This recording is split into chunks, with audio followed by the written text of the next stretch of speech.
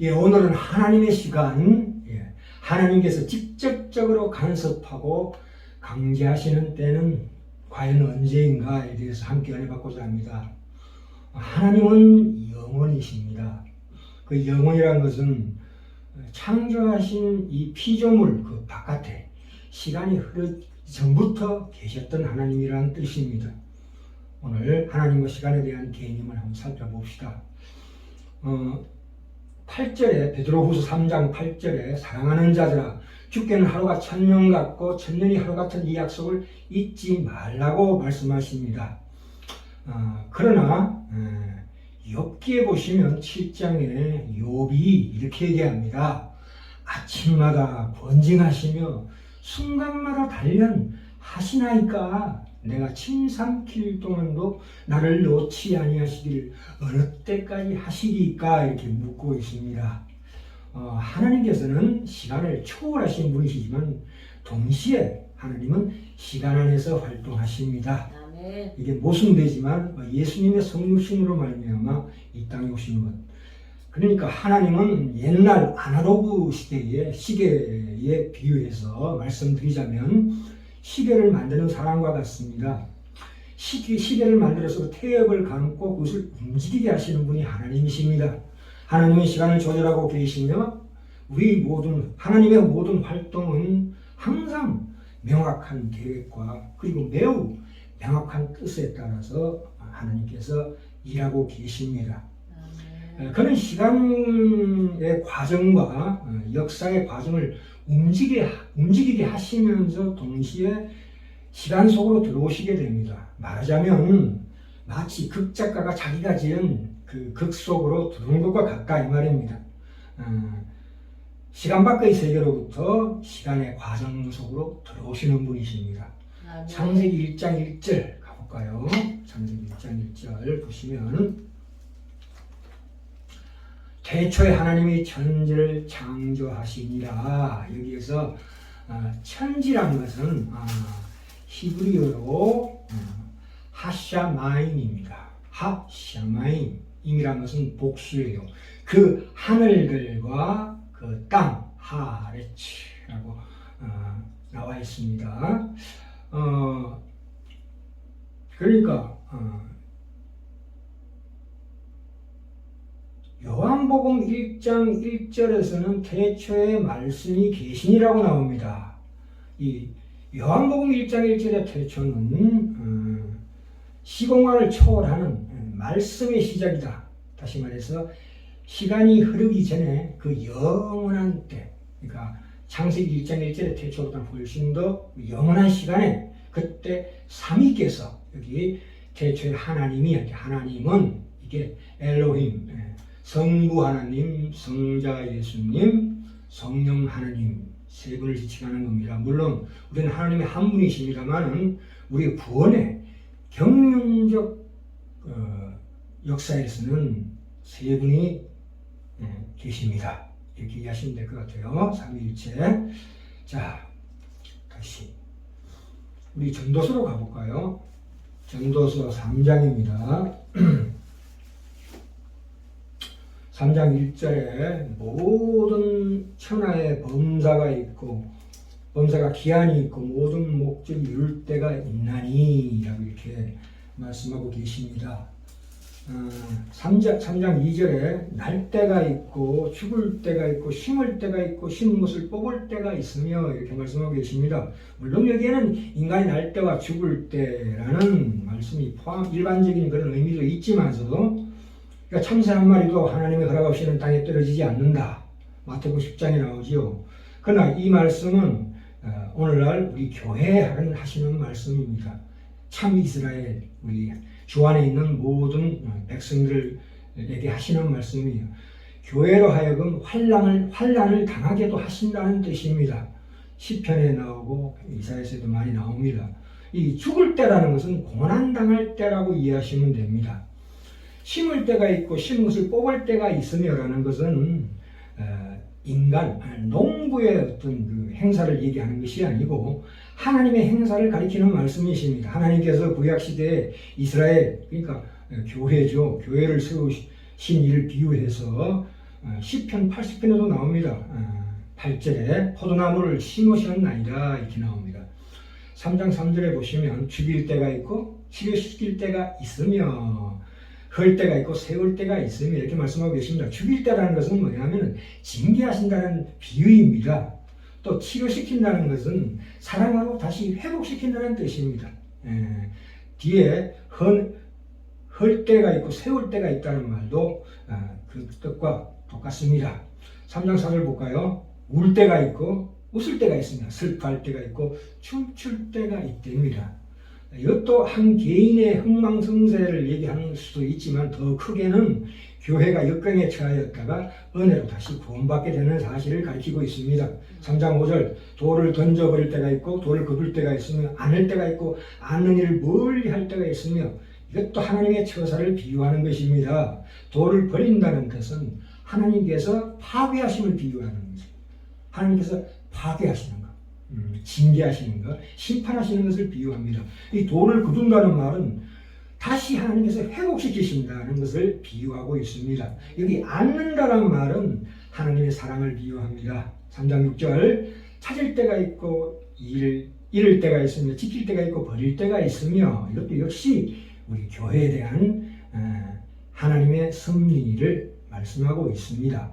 3장 7절 찢을 때가 있고 꿰맬 때가 있으며 잠잠할 때가 있고 말할 때가 있으며 라는 것도 역시 하나님의 섭리를 비유합니다. 인간에 대한 하나님의 진노의 때와 그러니까 진노의 시기가 언젠가 또한 그 화해, 회복의 때를 비유했다고 우리가 이해합니다. 3장 8절 사랑할 때가 있고 미워할 때가 있고 전쟁할 때가 있고 평화할 때가 있느니라 이것도 역시 하나님의 역사 속에 포함되는 겁니다.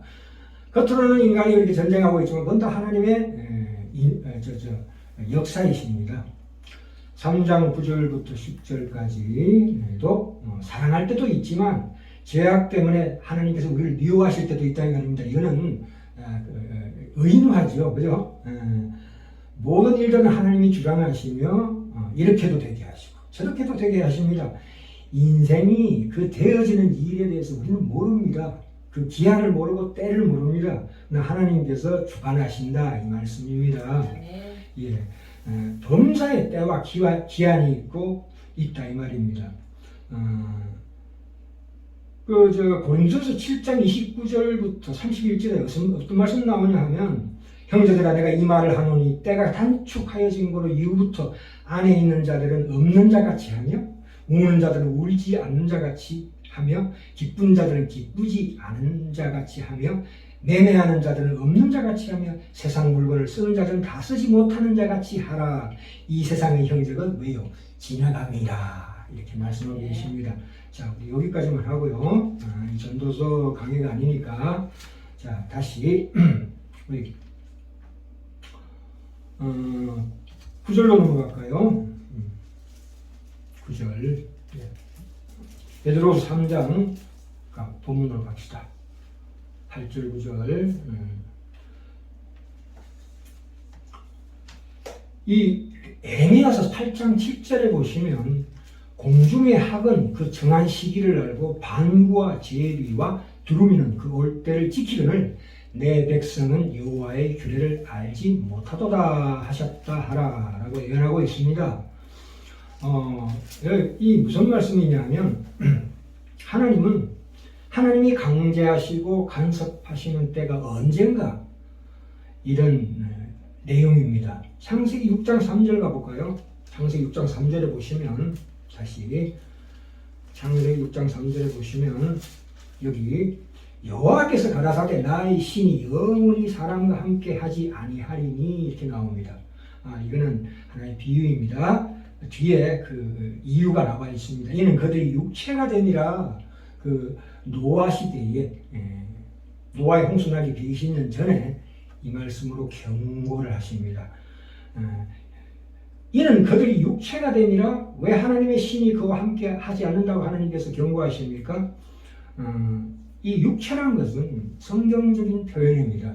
그것은 뭐냐? 죄에 찌든 사람들 이런 뜻입니다. 그러니까 그들의 날은 120년이 되리라 하시니라 이렇게 말씀하고 계십니다. 왜요? 120년 후에 무슨 일이 일어납니까? 노아의 홍수가 일어나죠. 하나님의 때가 차는 겁니다. 그때. 그때 세상은 죄를 짓고 있었으며 도덕적 상황이 점점 더 악화돼 가고 있었습니다. 그때 하나님께서 책망하시고 정죄하시고 회개하기를 요구하셨습니다. 그러나 사람들은 주의하지 않았습니다. 내가 너희와 함께 하기를 멈추고 내가 직접적으로 너희에게 간섭할 때가 온다 라고 분명히 하나님께서 말씀하신 때가 인간의 도덕적 상황이 악화될 때입니다. 하나님께서는 죄악이 가득할 때만 행동하십니다. 누가복음 11장 49절에서 51절을 보시면 내가 선지자와 사도들을 저희에게 보내리니 그 중에 더러는 죽이며 또 핍박하리라 하였으니 창세 이후로 흘린 그 모든 선지자의 피를 이 세대가 담당하리라 라고 말씀하고 계십니다. 물론 선지자들은 여러 세기 전에 죽임을 당했습니다만 그러나 그 벌은 하나님의 그 징계와 심판은 죄악이 어느 정도의 수준에 도달하게 되는 때에 나타나게 됩니다. 그래서 누가복음에도 나오고 마태복음 24장 14절에도 나오고 있다시피 이방인의 때가 차기까지 이 천국의 복음이 모든 민족에게 전거되기 위하여 온 세상에 전파되리니 그때야 끝이 오리라. 여기서 전파라는 것은 우리의 복음 전도를 얘기하는 것이 아니고 하나님의 의도하심이 어느 정도 찼을 때를 말씀하시는 겁니다. 왜요? 예루살렘이 두 번 멸망하지요. BC 587년에 바벨론 느부갓네살 왕에 의해서 예루살렘 성전이 파괴가 됩니다. 또한 예수님 십자가 지신 지 40년 후에 70년 서기 70년 9월 26일에 똑같이 예루살렘이 파괴됩니다. 그러니까 전 인류에 대한 하나님의 역사를 말씀하고 계십니다. 언제? 때가 참에. 그제야 끝이 올 것이다 이 말입니다. 하나님께서 간섭하시는 일은 항상 인간의 도덕적 상황이 문제임을 우리가 깊이 깨달아야 합니다. 9절에 보시면 9절에 주의 약속은 어떤 일이 더디라고 생각하는 것 같이 더딘 것이 아니라 오직 너희를 위하여 오래 참으심이라 이렇게 말씀하고 계십니다. 무엇을 오래 참으신다고요? 우리가 오늘날의 세상을 바라보면서 또한 앞으로 이전에 지나간 세상을 바라보면서 하나님께서 살아계신다면 어떻게 이렇게 방관할 수 있으신가라고 우리가 자꾸 마음속으로 마귀의 시험을 받습니다. 정말 하나님이 살아계신가? 그러나 하나님께서는 왜 이 불경건한 자들에게 번영하는 것을 방관하시는가 이렇게 묻습니다. 그러나 여기 분명히 나오지요. 베드로서 3장 9절에 주의 약속은 결코 더디지 않다 이렇게 말씀하고 계십니다. 하나님께서는 말씀하신 바를 반드시 행하십니다. 우리는 불경건한 자와 불의한 자가 심판을 받는다, 형벌을 받게 될 것을 확신할 수 있습니다. 시편 2장에도 나오지요. 그때 분을 바라며 진노하사, 우리 앞으로 다가올 시대에도 포도주 털을 밟듯이 이렇게 하나님이 진노하실 때가 옵니다. 이 하나님의 그 왜 오래 참으심인가 하는 거기에 대한 중요한 원리가 있습니다. 여기 나오지요. 주의 약속은 어떤 일이 더디다고 생각하는 것까지 더딘 것이 아니라 오직 너희를 위하여 오래 참으사 이렇게 나옵니다. 아무도 멸망치 않고 회개하기에 이르기를 원하시느니라 이렇게 말씀하고 계십니다. 노아의 홍수 이전에도 어째서 하나님께서 120년 동안이나 행동하지 아니하셨는가를 주목해 보셔야 합니다. 하나님께서는 심판을 미루시면서 불경건한 자들이 멸망에 이르기를 원치 아니하십니다. 하나님께서는 징계하시기 전에 언제나 경고하십니다. 소돔과 고모라도 마찬가지죠. 그러니까 하나님의 의도는 무엇이냐? 하나님의 마음은 세상이 변명할 여지가 없게 되는 것이 하나님의 오래 참으심입니다. 누가복음 9장에 보시면 그 야고보와 요한이 그 사마리아 성에 들어갈 때 예수님 모시고 갈 때 사마리아 사람들이 이걸 막았을 때 야고보 요한이 그랬죠. 주여 우리가 불을 명하여 하늘로 쫓아내려 저희를 멸하라 하시기를 원하시나이까 이렇게 물었더니 예수님께서 뭐라고 말씀하셨습니까? 너희는 때를 알지 못한다. 너희가 속해 있는 그 영적인 방법이 어떠한가를 알지 못하는도다. 인자가 온 것은 사람의 생명을 멸하려 함이 아니요 구원하려 함이라 이렇게 말씀하고 계십니다. 주의 약속은 결코 드린 것이 아닙니다. 그런 아무도 멸망하기를 원치 아니하시고 모두가 다 이 거룩한 구원에 이르는 지식에 이르기를 원하십니다. 예. 예, 아까에 이어서 전도서 3장 9절 10절 다시 갑니다. 일하는 자가 그 수고로 말미암아 무슨 이익이 있으랴. 하나님이 인생들에게 노고를 주사 애쓰게 하신 것을 내가 보았노라. 이렇게 말씀하고 계십니다. 사랑하실 때도 있지만 죄악 때문에 우리를 미워하실 때도 있다고 말씀하고 계십니다. 이건 하나님의 섭리에 의해서 성립되는 것입니다. 모든 일들은 하나님이 주장하시며 이렇게도 되게 하시고 저렇게도 되게 하신다 이 말씀입니다. 우리의 인생이 그렇다 이 말입니다. 우리의 인생에 되어지는 일들의 그 기한과 때를 우리는 모릅니다. 11절 볼까요? 하나님이 모든 것을 지으시되 때를 따라 아름답게 하셨고 또 사람에게 영혼을 사모하는 마음을 주셨느니라. 그러나 하나님이 하시는 일의 시종을 사람으로 청량할 수 없게 하셨도다. 이렇게 말씀하고 계십니다. 이 12절 가볼까요? 사람이 사는 동안에 기뻐하며 선을 행하는 것보다 나은 것이 없는 줄을 내가 알았고 이렇게 말씀하고 계십니다. 덕으로서 덕을 갚고 고등으로 원수를 갚으라 이런 말도 있습니다. 13절 볼까요? 사람마다 먹고 마시는 것과 수고함으로 낙을 누리는 것이 하나님의 선물인 줄을 또한 알았도다. 이렇게 말씀하고 계십니다. 그가 먹고 마시는 목적이 수고하여 선을 이루는 데 있다 이 말씀이십니다. 사람이 사는 목적이 편하려고 하는 것이 아니라 이 말입니다. 그렇다면 이 세상에 당하는 모든 근심거리와 수고하는 그 수고거리는 우리에게 문제될 것이 없다 이 말입니다. 우리는 수고하려고 이 땅에 태어났습니다. 우리는 왕같은 제사장으로 태어났다 이 말입니다. 어떤 수고로운 일이나 내게 주어지는 괴로운 사건들이 우리에게 찾아오는 것을 조금도 이상하게 생각할 것이 없다. 그렇습니다. 그래서 모든 수고는 우리가 영혼을 사모하는 소망으로 능히 감당할 수 있다 이 말입니다.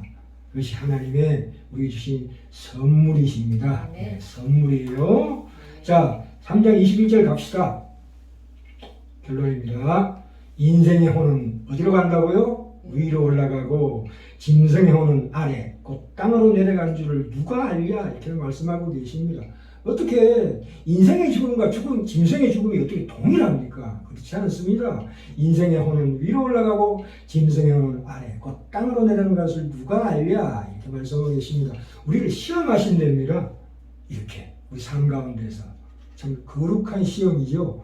그 시험을 능히 통과하고 결국은 하나님의 도성, 저 영원한 천국의 백성으로서 이 땅에서 구별되고 참으로 회복된 우리의 인생을 거기까지 하나님께서 올리시려고 하는 그 하나님의 놀라운 사랑과 그 열심을 우리가 따라가는 우리 인생이 되기를 간절히 원합니다.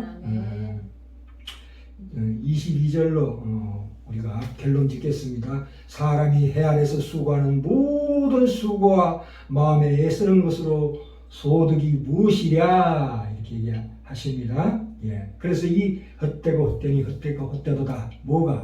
세상에 우리가 수고하고 그게 고통받고 그게 유혹에 빠지고 그것만 따라가는 것이 헛되다 이 말입니다. 오직 하나님에 대한 소망만 가지시